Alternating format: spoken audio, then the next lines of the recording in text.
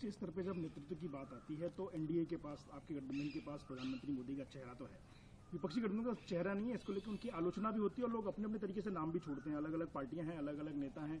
कोई स्टालिन को नेता बताता है, कोई किसी को नेता बताता है, कोई राहुल गांधी को नेता बताता है। राहुल गांधी विरुद्ध नरेंद्र मोदी अभी तक ये एक स्पष्ट चित्र जो सबसे ज्यादा दिख रहा है वो है। लेकिन महाराष्ट्र के नेता कहते हैं कि उद्धव ठाकरे प्रधानमंत्री पद के दावेदार रहे हैं और शरद पवार जी की मदद से प्रधानमंत्री बन सकते हैं। तो इस तरह के दावों पे क्या कहेंगे? क्या है, हमेशा किसी का कोई ना कोई किसी का नाम लाते हैं, लेकिन आपको भी सोचना चाहिए, आपको भी देखना चाहिए। अभी तो खाली मोदी साहब का नाम है।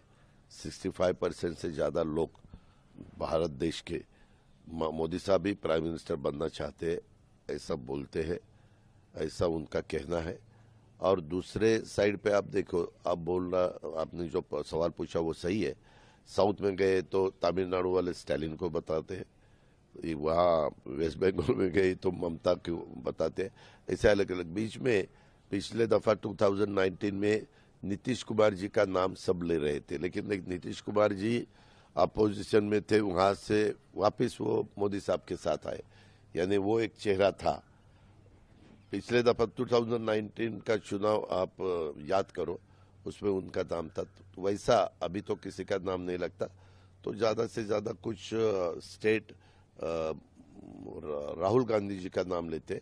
राहुल गांधी जी की भी जो पिछले 15 साल या 20 साल हो गए वो मेंबर ऑफ पार्लियामेंट है, शायद 15 साल हो गए।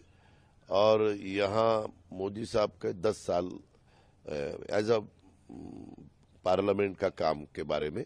स्टेट में तो उन्होंने गुजरात का काम किया, वो काम लोगों को अच्छा लगा और इसीलिए वो सेंट्रल में पॉलिटिक्स करने के लिए आए और देश के प्रधानमंत्री बने।